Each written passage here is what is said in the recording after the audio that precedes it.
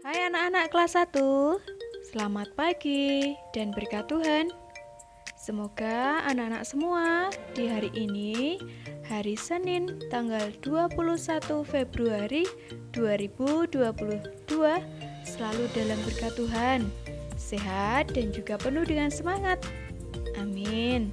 Semangat untuk belajar kembali bersama dengan Bu Guru. Ya, anak-anak, untuk hari ini kita akan melanjutkan pembelajaran tematik.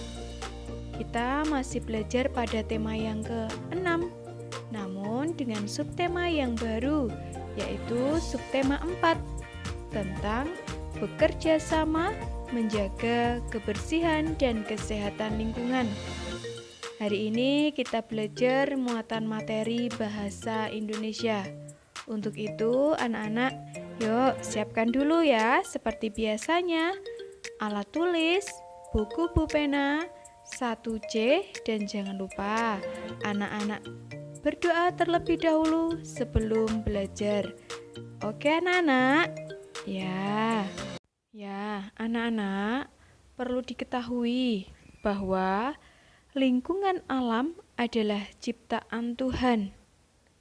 Maka kita sebagai manusia harus memeliharanya. Kita tidak boleh membiarkan lingkungan alam menjadi kotor dan juga tidak sehat. Karena lingkungan yang kotor akan membuat kita tidak nyaman. Nah, anak-anak, kita sebagai warga di lingkungan anak-anak juga tentunya, menjaga kebersihan lingkungan adalah tanggung jawab kita semua. Semua warga yang ada di lingkungan manapun itu. Jadi, menjaga kebersihan lingkungan yang ada di sekitar rumah kalian itu juga menjadi tanggung jawab anak-anak semua. Begitu ya? Ya, nah, anak-anak, coba di sini Bu Guru memiliki sebuah percakapan tentang lingkungan. Anak-anak perhatikan percakapan berikut ini. Di sebuah kantor pengurus RT, ada Pak RT dan juga salah satu warga yang sedang bercakap-cakap. Mereka melakukan percakapan seperti ini, yang dimulai dari Pak RT. Hari Minggu ini kita akan bekerja bakti. Kita harus segera membersihkan sampah-sampah di selokan agar desa kita tidak banjir.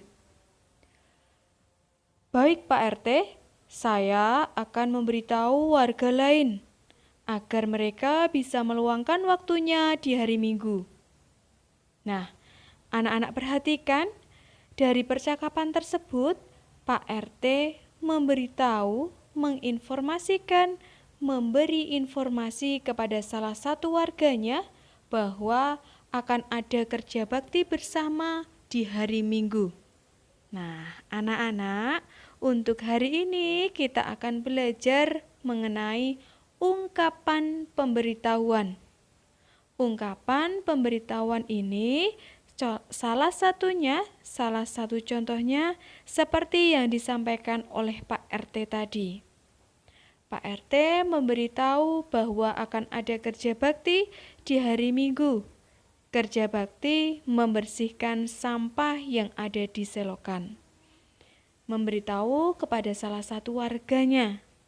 Jadi anak-anak, dari percakapan tadi dapat kita ketahui bahwa ungkapan pemberitahuan adalah ungkapan yang berisi sebuah berita atau informasi baru untuk orang lain.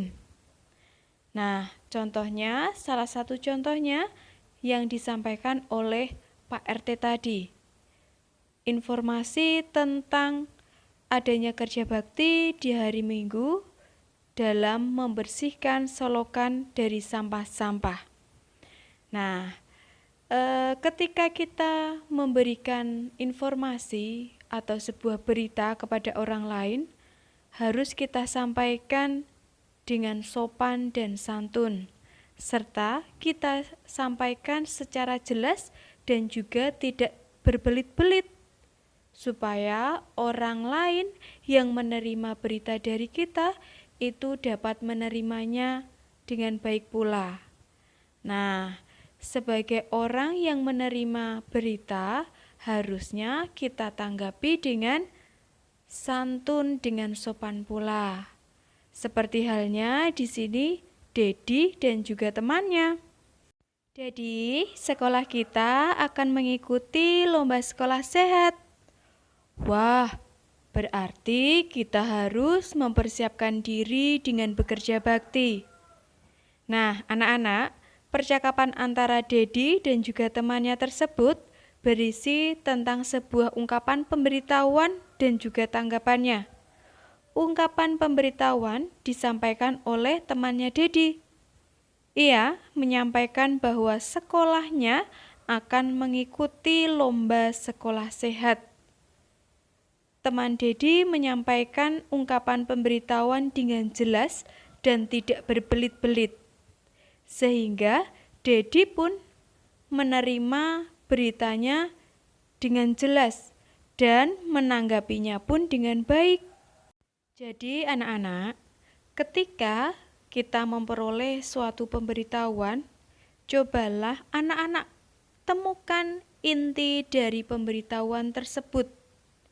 Karena dengan mengetahui inti pemberitahuan akan mempermudah kita memberikan tanggapannya.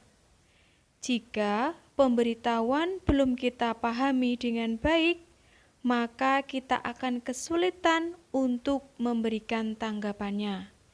Ingat, anak-anak dalam menerima pemberitahuan dari orang lain harus dipahami terlebih dahulu inti pemberitahuannya apa, sehingga bisa menyampaikan tanggapannya pula dengan baik dan sesuai dengan pemberitahuannya. Iya, dan harus anak-anak ingat pula dalam penulisan ungkapan pemberitahuan itu diakhiri dengan tanda titik. Penulisan ungkapan pemberitahuan di akhir kalimat diakhiri dengan tanda titik. Begitu ya. Nah, di sini Bu Guru akan memberikan bagaimana menuliskan ungkapan pemberitahuan dan tanggapannya. Coba anak-anak perhatikan penjelasan dari Bu Guru berikut ini tentang bagaimana menuliskan ungkapan pemberitahuan dan ungkapan tanggapan. Yang pertama, kalau anak-anak ingin menuliskan ungkapan pemberitahuan, harus perhatikan beberapa hal berikut. Yang pertama, ungkapan pemberitahuan berisi sebuah pemberitahuan. 2. Penulisan pemberitahuan itu diakhiri dengan tanda titik. Lalu yang ketiga, ungkapan pemberitahuan itu ditulis dengan singkat, tidak berbelit-belit. Dan yang keempat, bahasa yang digunakan itu harus jelas dan juga sederhana tentunya. Itu cara menuliskan ungkapan pemberitahuan. Kemudian, untuk cara menuliskan ungkapan tanggapan, yang pertama, tanggapan itu dapat berupa pendapat, persetujuan, atau pertanyaan. Jadi, kalau anak-anak menanggapi sebuah pemberitahuan, itu dapat juga dengan sebuah pertanyaan. Lalu, tanggapan harus kita sampaikan dengan santun, seperti yang sudah Bu Guru jelaskan di awal tadi. Begitu ya, anak-anak harus memperhatikan tentang hal-hal yang sudah disampaikan Bu Guru tadi, tentang cara menuliskan ungkapan pemberitahuan dan ungkapan tanggapannya. Nah, untuk materi hari ini, anak-anak, tentang ungkapan pemberitahuan sekiranya sudah cukup. Apakah anak-anak sudah jelas mengerti tentang materi hari ini? Iya, harapan dari Bu Guru, anak-anak dapat memahami dengan baik dari materi yang sudah Bu Guru sampaikan tadi di hari ini. Untuk itu, anak-anak, sebagai bentuk tugasnya, supaya anak-anak lebih memahami lagi tentang ungkapan pemberitahuan, tugasnya adalah anak-anak coba tuliskan sebuah percakapan antara dua orang yang berisi tentang ungkapan pemberitahuan. Ungkapan pemberitahuannya nanti atau percakapannya nanti itu temanya tentang lomba hari ulang tahun kemerdekaan negara Indonesia, atau temanya adalah tentang lomba HUT RI. Bebas, nanti isinya bagaimana. Yang terpenting catatan di sini isinya bertemakan tentang lomba HUT RI. Dan jangan lupa ungkapan pemberitahuannya dan juga tanggapan anak-anak harus memperhatikan dari hal-hal yang sudah Bu Guru jelaskan. Percakapan yang harus anak-anak buat paling tidak setiap orang melakukan 2 kali percakapan. Seperti yang sudah anak-anak buat percakapan pada tugas-tugas yang sebelumnya. Itu saja untuk tugas pada hari ini dan pembelajaran pada hari ini. Bu Guru cukupkan sampai di sini. Terima kasih, sampai jumpa dan berkat Tuhan. Tuhan Yesus memberkati kita semua.